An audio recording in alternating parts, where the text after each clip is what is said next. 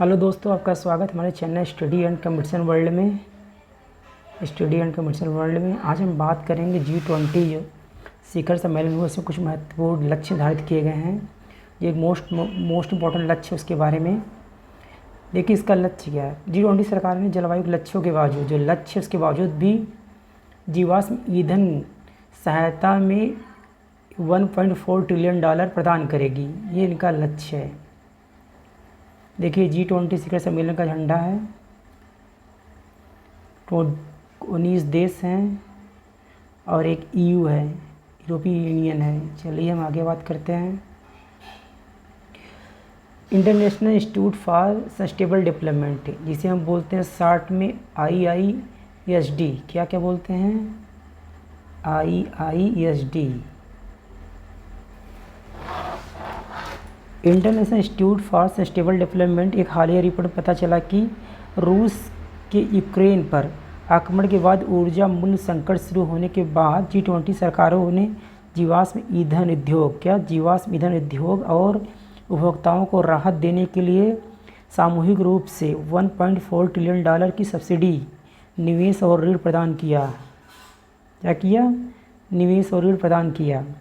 यह व्यापक समर्थन जीवाश्म ईंधन पर दुनिया की निर्भरता कायम रखता है, जिससे बाजार की अस्थिरता और भू राजनीतिक जोखिम के कारण ऊर्जा संकट और बढ़ जाता है।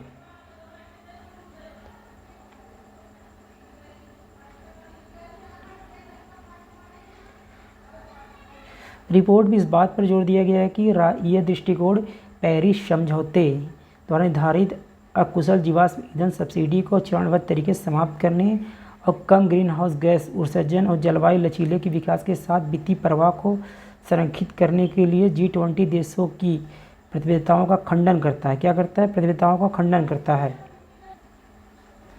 इन निधियों का एक बड़ा हिस्सा नए जीवाश्म ईंधन उत्पादन और बिजली उत्पादन में निवेश किया गया है, जिससे संभावित रूप से ग्रीन हाउस गैस उत्सर्जन में वृद्धि हुई है। रिपोर्ट जलवायु उद्देश्यों को पूरा करने के लिए वित्तीय संसाधनों को स्वच्छ ऊर्जा और सामाजिक सुरक्षा की ओर पुनः निर्देशित करने का सुझाव देती है। किस बात ने G20 सरकारों को जीवाश्म ईंधन उद्योग को महत्वपूर्ण वित्तीय सहायता प्रदान करने की प्रेरित किया है? यह सहायता यूक्रेन पर रूस का आक्रमण के कारण उत्पन्न ऊर्जा मूल्य संकट के जवाब में प्रदान की गई थी, जिसके कारण जीवाश्म ईंधन की कीमतें में वृद्धि हुई थी। यह पर्याप्त वित्तीय सहायता जलवायु लक्ष्यों के प्रति G20 देशों की प्रतिबद्धताओं के कैसे टकराती है, इसका देखेंगे। कैसे टकराती है? अकुशल जीवाश्म ईंधन सब्सिडी। क्या होता है? अकुशल जीवाश्म ईंधन सब्सिडी को चरणबद्ध तरीके से समाप्त करने और कम ग्रीन हाउस गैस उत्सर्जन और जलवायु लचीले के विकास के साथ वित्तीय प्रवाह को संरक्षित करने की प्रतिबद्धताओं के बावजूद रिपोर्ट में पता चलता है कि G20 सरकारों ने जीवाश्म ईंधन उद्योग को व्यापक वित्तीय सहायता प्रदान की गई है। रिपोर्ट G20 सरकारों ने क्या सिफारिश प्रदान की है, मतलब जो रिपोर्ट है उसके अकॉर्डिंग G20 सरकार जो क्या सिफारिश प्रदान करती है। रिपोर्ट में वित्तीय संसाधनों के जीवाश्म ईंधन से दूर सामाजिक सुरक्षा, पहला क्या? सामाजिक सुरक्षा और स्वच्छ ऊर्जा के विस्तार के लिए लक्षित समर्थन की ओर पुनर्निर्देशित करने का सुझाव देती है। इन सब्सिडी को उपभोक्ताओं के लिए जीवाश्म ईंधन कीमतों पर क्या प्रभाव पड़ता है?